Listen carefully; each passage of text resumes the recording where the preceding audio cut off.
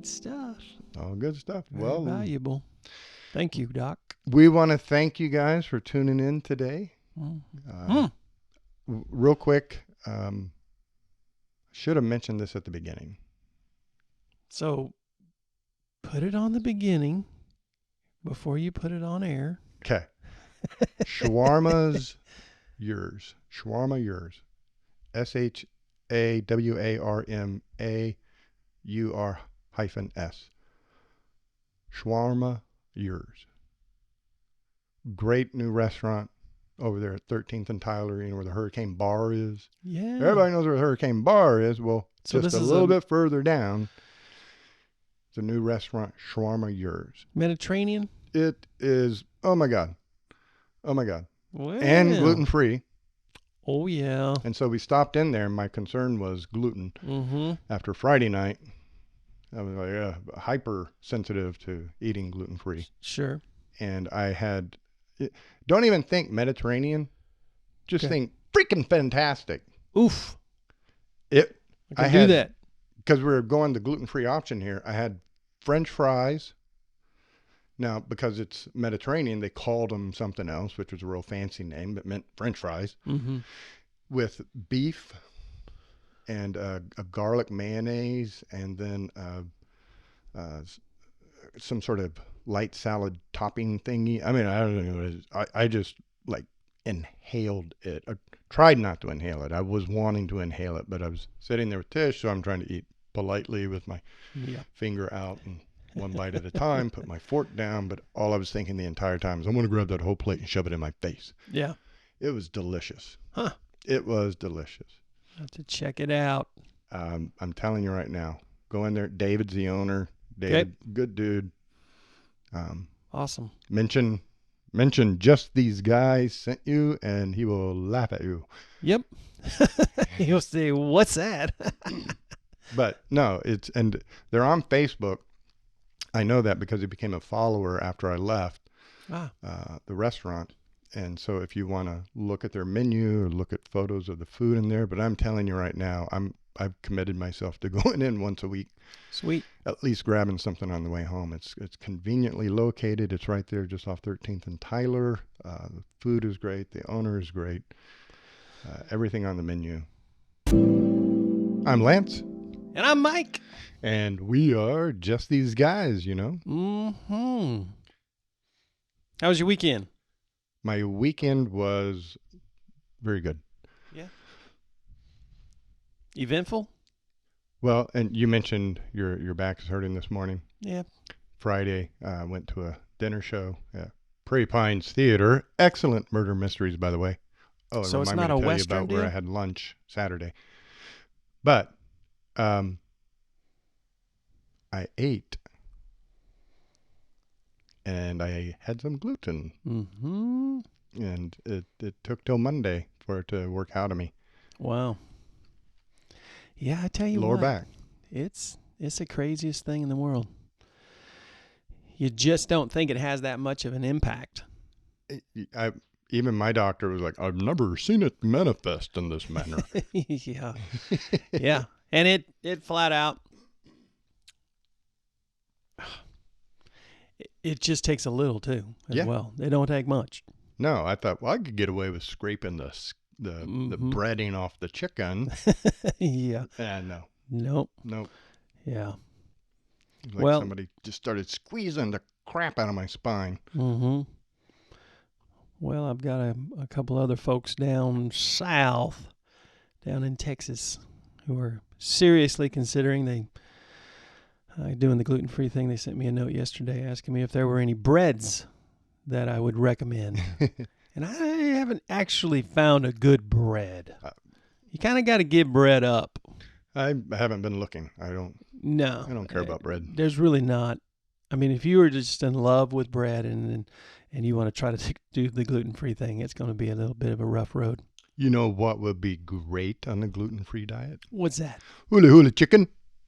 Hula hula chicken. How you make that? Ask your friends in Hawaii. Mm-hmm. Aloha to Hawaii. We have listeners tuning in from Hawaii. Kauai. So, aloha, brother. Mm-hmm. Mahalo. Do you even know what you're saying? Nope. I lived in Hawaii for a number of years, and I was trying, that first week, I was trying to really kind of understand stuff. And Yeah. I was at a McDonald's, I was walking out, and on the trash can, where you throw the trash away, Mm-hmm. it said, mahalo. So, being the smart guy that I am, Sure. I figured out mahalo means trash. Really? I'm really trying to work, the cultural language into my vocabulary. So I go back to work and I'm like, hey, if you don't mind, I'll carry out the mahalo for you. People are looking at me like I'm from Mars. Yeah. Yeah, mahalo means thank you. Mm-hmm. Thank you. Mahalo, brother. Mahalo, brada. So instead of brother, you're saying brada? B-R-A-D-A. Brada? Yeah. Got it. You need to get you a good book on pigeon. Yeah. Okay. Well. Otherwise, your buddies in Hawaii will set you up. Yeah. I'm sure they will. Hey, go over there and say this to that guy. Well, mahalo, brada. Good. That's our Hawaii vocabulary lesson of the day. Yeah. Well, I had a good weekend out in western Kansas. That's right. You went on a road trip. I don't know if I've ever seen western Kansas as beautiful as it is right now. Really? It was green as green. It was more green there than here. Really? Yep. It's because they've had just an amazing amount of rain and the temperature. We go out there every year in July, third weekend of July every year for the reunion, Teeter reunion. And it's always Teeter? Teeter. Teeter. Teeter. That's Is their that last name. That's my wife's mother's maiden name. Teeter. Oh, okay. Where did you think I was going with that? I don't. Teeter. It's a Like school teeter-totter? in western Kansas. That Yeah. Graduating class of 10. Got it. No, it's a big old family. Yep.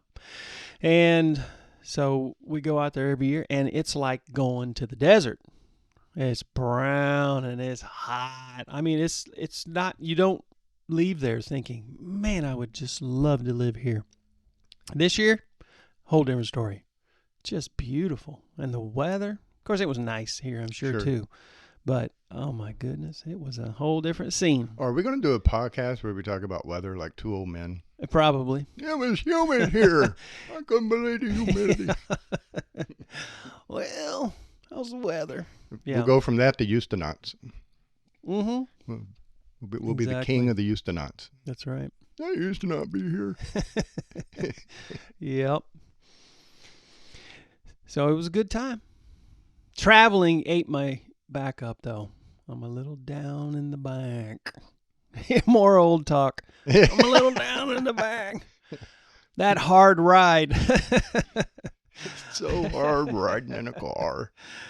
Oh, yeah. Getting old, they say it ain't for sissies. And I'm starting to agree. Hey, I don't get old. Yeah, just don't do it. Especially betwixt the ears. Get in shape. Get Yeah. fit. Get healthy. Mm-hmm. Got the nutrition stuff going. Now I got to get more of the physical stuff going. Stretching. Want to. What have you lost? Not gotta, 20, wanna. 25 pounds now? It's right around 20. Wow. Yeah, it's sticking with 20. I have found too many gluten-free foods that are not calorie-free. They still have calories. And some. It was all over once you learned M&Ms were gluten-free. Yeah, exactly. M&Ms, Reese's Peanut Butter Cups. Yeah, I wasn't helping with the the high-octane energy drinks I was giving you in here. Well, I still enjoyed them. 10 tons of sugar and ice cream and calling it coffee because it was in a cup. Sure. That's something else that I've started to kind of dabble in a little too much, are the energy drinks for a little energy boost here and there, so I got to watch that as well. But yeah, I've gotten to a point where I need to take it to another level. Like I've gotten rid of a lot of the gluten, a lot of the crap, but I've gotten back into really enjoying way more than I should a lot of the sweets that don't have gluten in them. Payday candy bars do not have gluten. There's actually too many things that are gluten free. I never thought I would say that. Why are these gluten free? I'm like almost disappointed because then I have to eat it, right? I have to eat it. It's kind of ridiculous. Well, speaking of taking it to another level, Mm-hmm. let's take the thinking to another level. Ooh, let's do it. Let's apply it. And this is good processing for you Okay. because last Friday, which seemed like 8 years ago, we had an experience Friday morning. We did. And it turned out much differently than you anticipated. Sure. Mike and I were invited to be guests on a radio show, 7 a.m. And there was a bit of concern about being live and on air and being able to fill the air and answer the questions and all of this other stuff going into having a live appearance. But he did fantastic. Unfortunately, we didn't record it. I thought about it and then forgot it, which par for me. But that short appearance spawned a request to appear on a Saturday morning radio program for 3 hours. 3 hours. 3 hours. I thought he said an hour. Well, he said his program was 3 hours. We might be 2 hours. 2 hours. 2 hours. Wow. You weren't paying attention, were you? No. He said, Less hey, than guys, you. I have a 3-hour Saturday program that I do, and I wonder if I could book you guys in one of those Saturdays. And it's from 9. It starts at 9, I think he said. And then later in the conversation, he said something about going on the air at 10. So he may want to do his thing from 9 to 10 and then set it up to have guests at 10. So we could be there 2 hours. You didn't know this? I didn't catch that. You didn't catch that. I was thinking to myself, okay, 10 minutes, we did well. And then what I caught was an hour. And I thought, well, that's a long time to be sitting here talking with you. But we do it every Tuesday. Right. We're having to cut ourselves off every Tuesday. Yeah, so I mean an hour, listen, even 2 hours, because really the reality is a lot of times by the time we get to an hour, it really feels like we're just starting to roll. Right. And I'm sure after an hour's time, a couple of you out there are thinking, surely they're going to say something worthwhile. And we should just keep going. But if we had I'm totally show prep, cool with this an thing hour would or only two. be 15 minutes long. So yeah, true. So that doesn't bother me at all. Okay. Now, 6 months ago, I wouldn't even have considered it because I would have never thought that what I had going on in my mind, number one, could even be, clarified, made clear and come out in any kind of a clear fashion. But yeah, that I could actually hang with a conversation that was that long. And but what's interesting about that is I've been doing this for, about 53 years. Yeah. Having conversations. Have I been that boring for 53 years? Well, and there sometimes I think there's a better way to have a conversation. And the conversations we enjoy, this is how people do it. There are conversations we have that will run for hours and hours and hours, and at the end of it, produce absolutely nothing. Sure. But it's also a technique that allows you to become powerful in life. And it's called assertiveness. Okay. Bob, can you spell assertiveness? Yeah. In a minute, I'll spell it for you. I'll look it up in the dictionary. Assertiveness. We need puppets. we should do the whole thing sometime with puppets.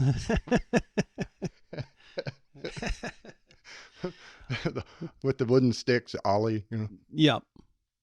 Well, so I don't know that I would ever score high on a scale of assertiveness. In that, I've never really felt like I just needed to, I suppose it just depends on what it is. The starting point is, what the hell is he talking about over there? Yeah, exactly. I'm like, oh, well. And that's part of the problem is, and why it's so critical. And I always tell people, because people will come see me for different reasons. They'll have issues in the present, or they'll be anxious and worried about issues in the future, or they will have issues in their past, or they will have issues with other people, or they'll have issues with themselves. Mm-hmm. But to address any and all of these, our thought processes have to be clean and cleared up and functional and rational. And so no matter what it is we're going to work on, we have to have that grounding, that fundamental thought process.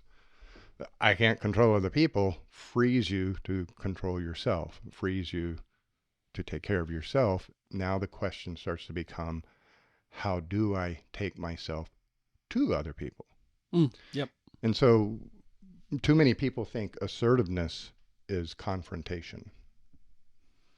And actually, confrontation is confrontation. Sure. That's why there's two different words. They don't mean the same thing. Assertiveness is simply sharing something of yourself with somebody else. In my head, that was a beautiful gong noise. So, assertiveness, my example that I always use to help people understand it is the shopping experience. Okay. So, you're in the grocery store, got your cart, got your list. Dawn has sent you to the store. Boy. And you're walking down the aisle looking for rotella tomatoes. As you're looking up and down, you're wondering, what the hell is a rotella? And you're looking and looking, and then somebody turns into the aisle up ahead with their cart, and you look, but you don't do anything. But now they're on your radar, and so you will walk along, shop, check, shop, check, shop, check, shop, check. And as they approach you and as you approach them, at some point, you will move your cart to the right, Mm-hmm. nod at them, and go back to looking for rotella tomatoes. Test question. Why do you move your cart? Because I'm assertive You have no idea what assertive is. in my niceness. Bingo. You're a nice guy. Yeah. What allows you to express your niceness in that particular moment is you can see where they begin and end in time and space. It's not complicated. In space, you see where my body begins and ends. Right. Now, in time, your brain is always doing physics calculations. And so over the past 10 seconds, Lance has been on this side of the table. So your brain is calculating that inside the next 10 seconds, he will remain on that side of the table. And thus you stand comfortably as you do. But if I were to look at that guitar and say, oh my goodness, that thing's crooked, and start over there towards you, your brain goes on high alert. What the hell's he doing coming over here? Yeah. And at some point, as I got close to you, you would lean out of the way. Mm-hmm. Because you can see where I begin and end physically and can predict where I might be in 10 seconds based on where I have been in 10 seconds, you now have the power to choose how you're going to interact with me. So, where does Lance begin and end personally? What would make Lance happy? What would make him mad? What is Lance's politics? What's his religious beliefs? Sure. You have no idea. So, if this relationship is going to work out, whose job is it to figure all this stuff out? Mm-hmm. You're saying, that's not an answer. Well, I'd take it on as my job. It's not. You can't read my mind. So there's absolutely no way in the world you can know what Lance likes, what Lance doesn't like. It's my job to figure this stuff out. What do I want? What do I not want? What do I enjoy? What do I not enjoy? What would make me happy? What would make me mad? How do I want my day to go? I have to figure all that out. Now, knowing you can't read my mind, it's my job to share that with you. So you can see where I begin and end personally and give you the opportunity to choose how to relate to me. So a great example,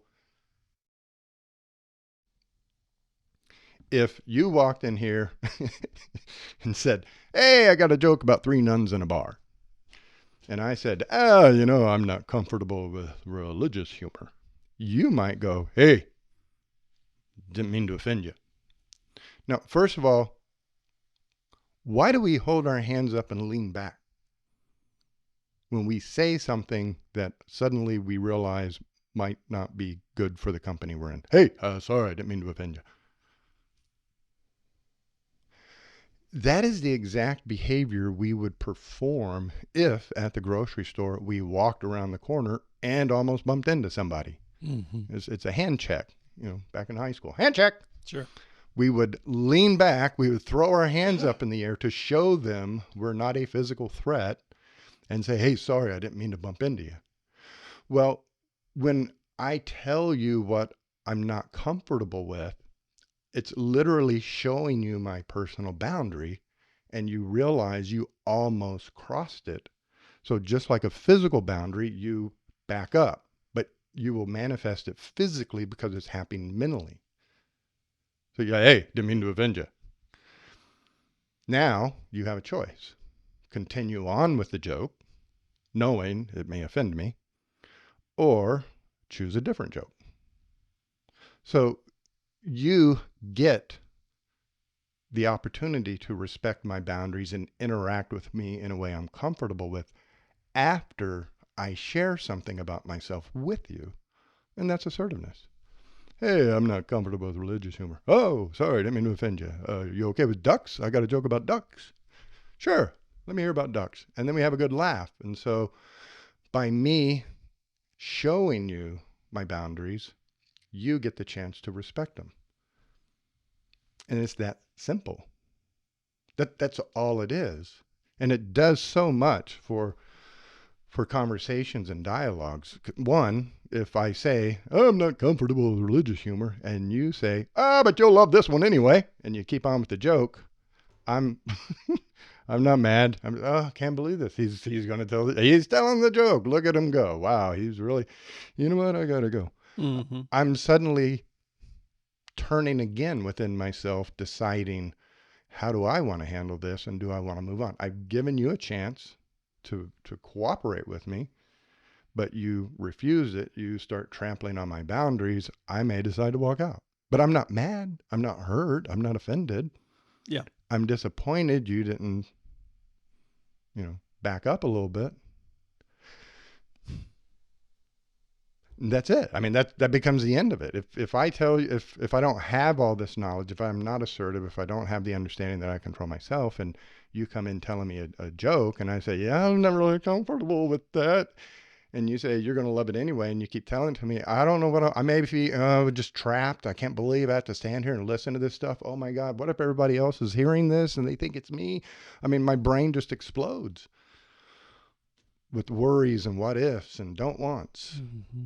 But once I lock in on how I want things to be, what I would like our relationship to be like, then I can share that with you and give you the opportunity to cooperate with me. People think of it as only in confrontive times, but if I were to say to you, hey, thank you, that's an assertive statement. Gotcha. Yep. The fuller kind of complex situation there is, I appreciate that thing you just did. Now, that would be very dorky to say, but that's what we mean. I'm telling you about me. When I say thank you, you now know what pleases Lance, and whether to do it again or not if you want me to be pleased in the future. I'm giving you the keys to how to deal with me. Well, then the reality is I'm very assertive because I'm very aware of how people are responding to certain situations, and I'm often adjusting myself to assert what I want to, which is to help them to be comfortable. I'm going to beg to differ there.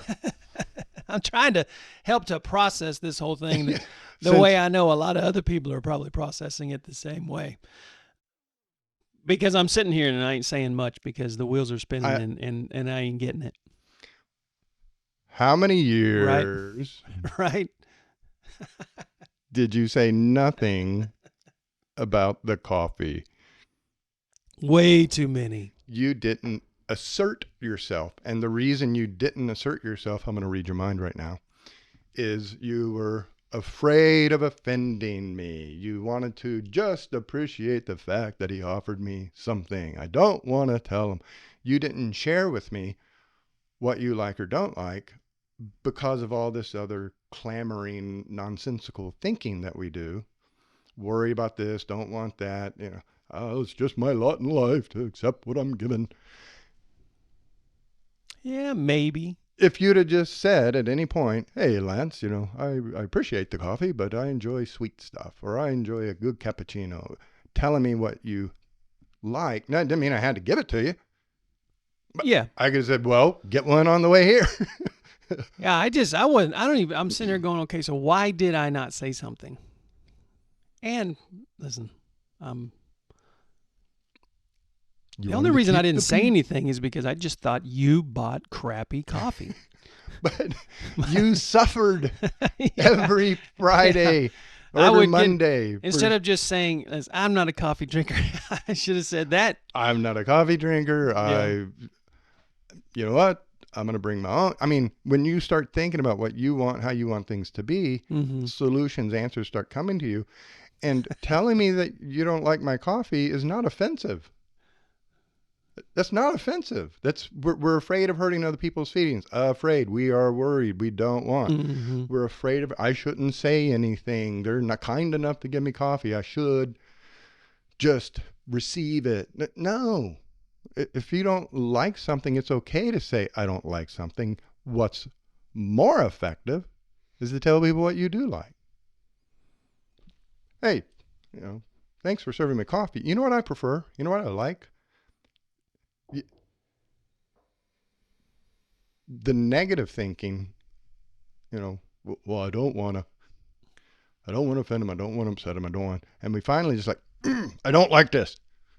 And it comes out as angry and aggressive. And that's what we're not wanting to do, but that's what we end up doing.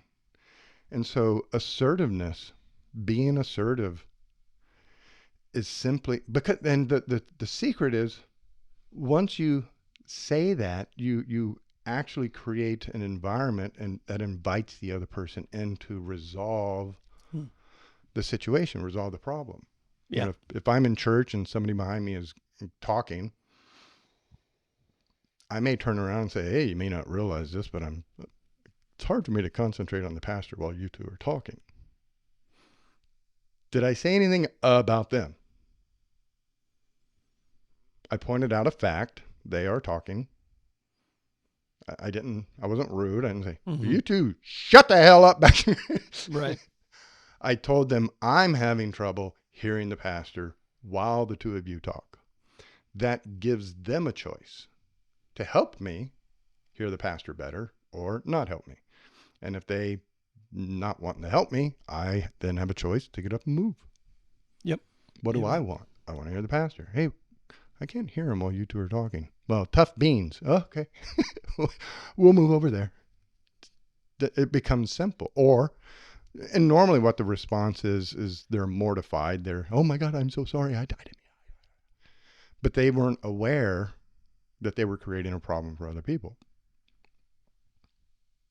That's the thing is it invites a conversation. It invites problem resolution. Now, a lot of times when you first spring this on people, they're not used to it. So they think you're criticizing. They think you're complaining about them. They think you're blaming them.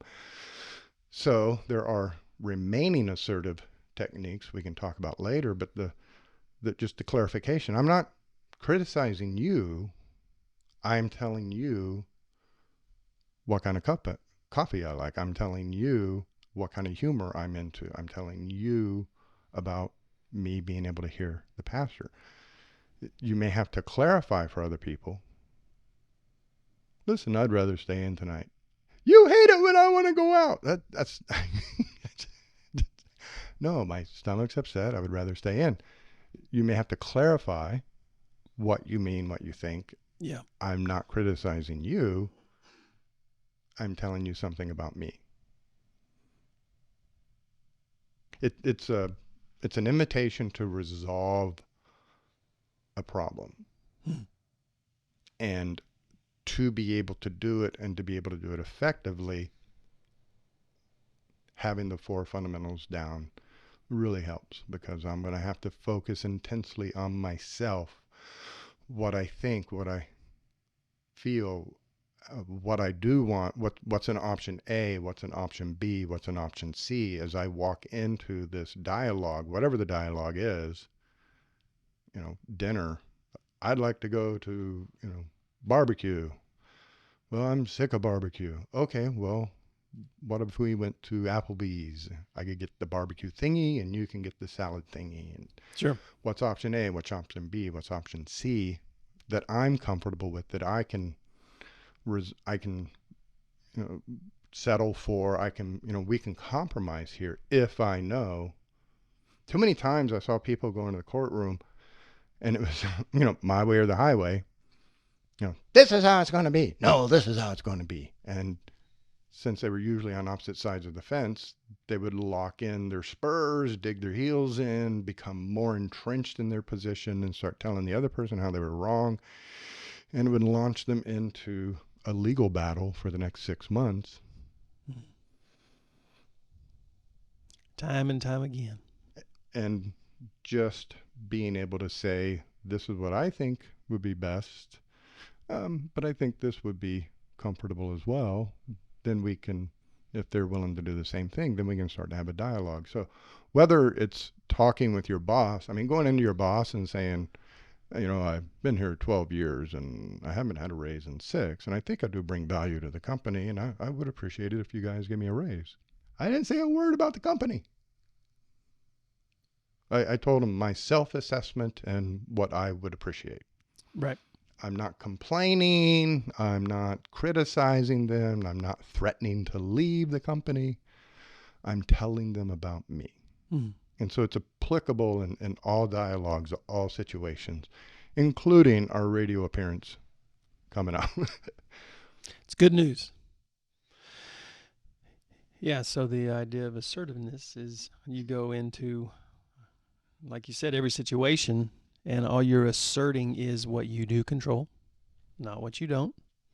You're asserting what it is ideally that you want, and I usually want the situation to go well for both parties, the conversation to go well for both of us. And so I'm just asserting what I want. That's it. Yeah. Plain It's and like, simple. You used to be a waiter years ago. Mm-hmm.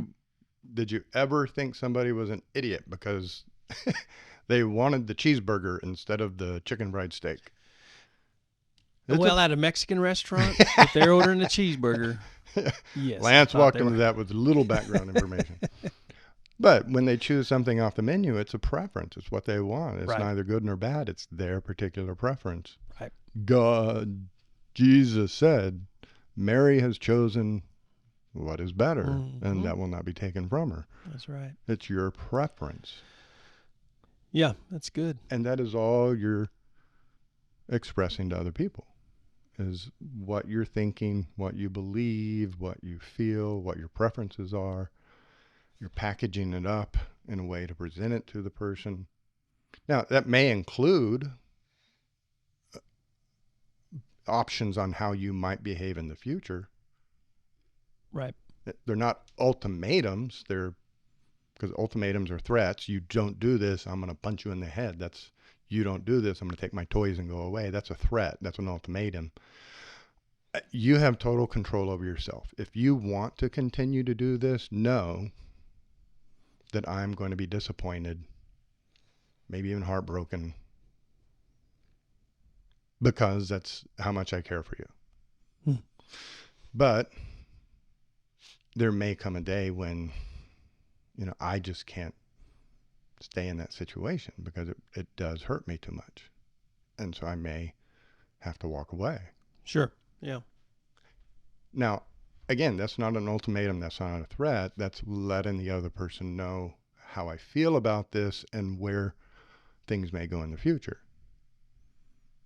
So you guys, I've worked hard for you guys here for a number of years, and I get it. Budget's tight, and you're not ready to give me a raise yet. That's, and if that's the case, love you, but I have a family to feed, so I may have to start looking for other options in terms of employment.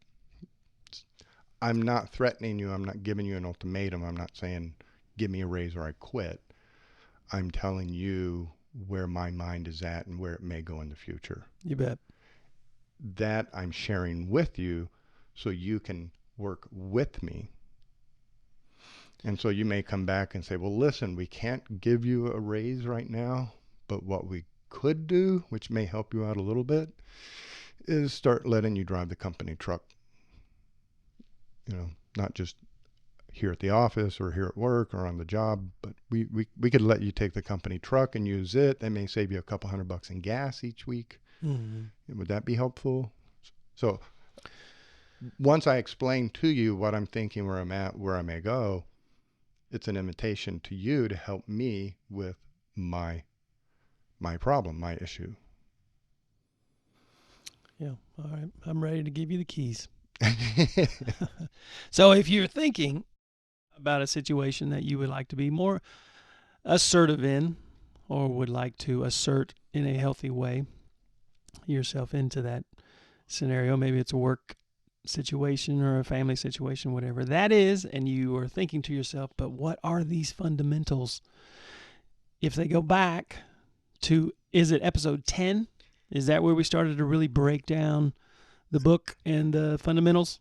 Well, episode 10 was the Genesis, and then 11 through 19 was chapter by chapter walking through the book. Okay. So there's a book out there called 12-2 for new listeners that, and probably a few folks that have been around for a while haven't gotten the book yet. Get the book. 12-2, how to transform your mind. How do you get the book? Amazon, Yep. Barnes & Nobles, Yep. Books A Million. 12-2 by Lance Parker. And then you have it to be able to flip through on the pages and listen to the podcast as we go through these fundamentals. And we end up living a life that we want. I had another positive experience this week, feedback. Yeah? Individual I had worked with in the past. When they ended up coming to me, it wasn't through happy circumstances, obviously, but they ended up coming in, and we identified anxiety as being the issue, and they knew that. I wasn't telling them anything new. Okay. And they knew that because they had been,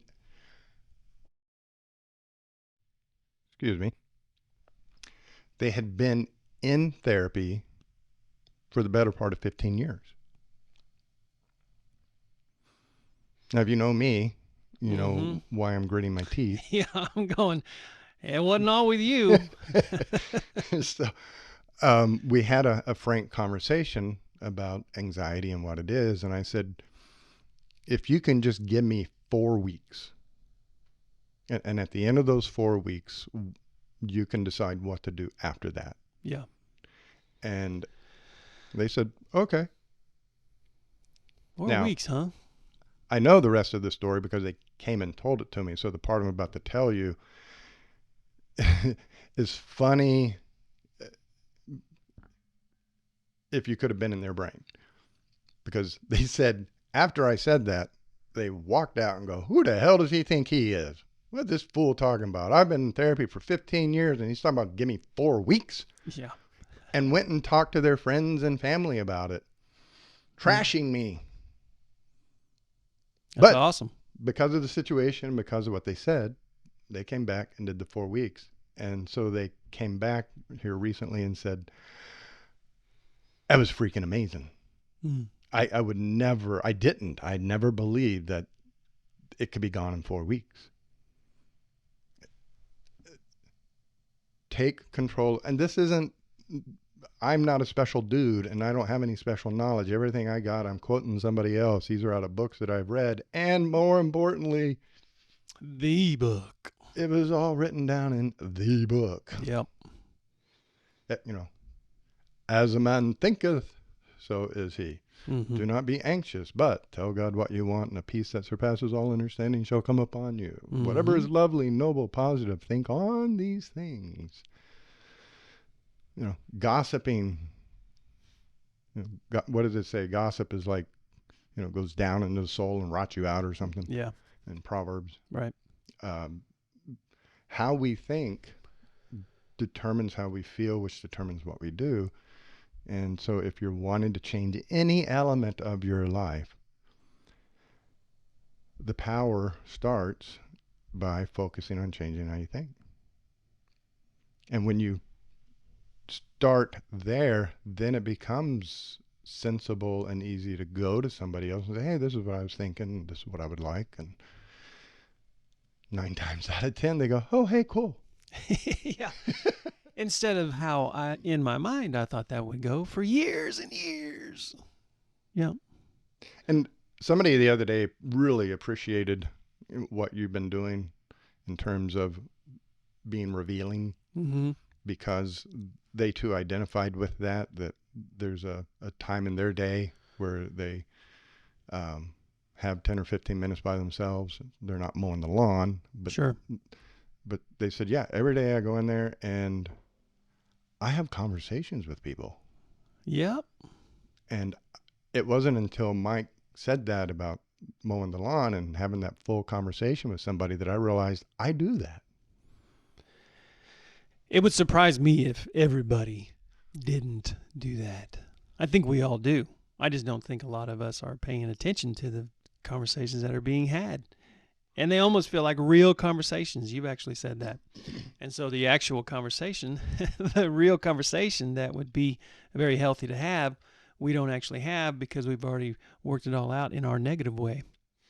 So those conversations have become very, very apparent to me, and it has been so helpful. I'm going to give away a secret to all you attorneys out there who are listening. When I'm asked to testify, I've had attorneys say, you really love this, don't you? I'm like, no, I don't. No, you guys are mean. Yeah. But my approach to testifying, and this is kind of what we were talking about last Friday and this upcoming appearance we're going to have on the radio, is I've written a report. I've come up with an expert opinion. Now, I know their job is to make the opinion invaluable to the court, to try to tear the opinion down or tear me down to tear the opinion down. I know what their goals are. Right. So instead of worrying about what they're going to do, what they're going to say, how they're going to ask, what if they bring this up, what if they bring that up, I plan for that. Okay, they're going to ask about this, and so I prepare a response. I prepare an answer. They're going to ask about this. I prepare a response. I go through the report, and I just imagine the things they may ask, and then I prepare a response for that. And then, after I have prepared responses to the potential questions they could ask or criticisms they may have, I then start focusing on what is the important point of all of this that I want the court to hear. Because between the directing examining attorney and the cross-examining attorney, they both have their own agendas that they're trying to kind of put before the court. Well, I'm the expert. I have ethics. I have principles. I have duties to science, duties to truth as best as I can know it. And so I decide what messages I want the court to hear. And so as they're asking me questions, I'm thinking about my goals of how I can answer that question to take it over to what it is I want them to hear. And so when we're, driving somewhere, we're having that conversation with the other person in our head, and we're defeated before we walk in the door. When we're mowing the lawn, we're having that whole conversation with those people, and, it's as if it was real. Well, you can have a positive conversation. Sure. When I go in there and they say this, I'm going to say that, and and then I'm going to turn the conversation over to this. Yeah. Yeah, I have done that several times since starting to recognize these conversations. I have guided them into a more positive scenario, a more positive conclusion. And a lot of times the conclusion that I come to is that that's not even a conversation that's going to take place. It's usually a conversation I'm thinking somebody's going to bring this to me, and it's going to be about this and all that, and it doesn't even take place. And so I'm going, why would I do a dress rehearsal on that when it's not even going to happen?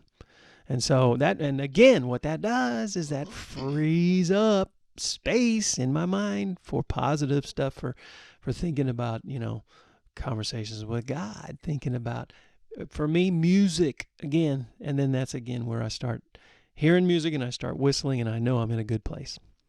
And so that's and the shift in thinking is so difficult for people, and I get it. It was difficult for me, and I blah blah blah.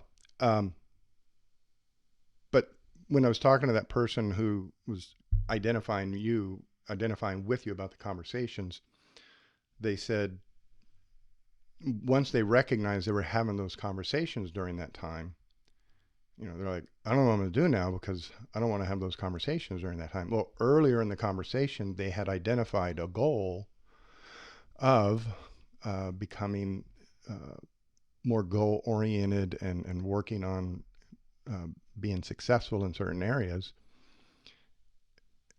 And then, well, okay, so suddenly you have a free 10 minutes because you're no longer going to be holding those conversations, right?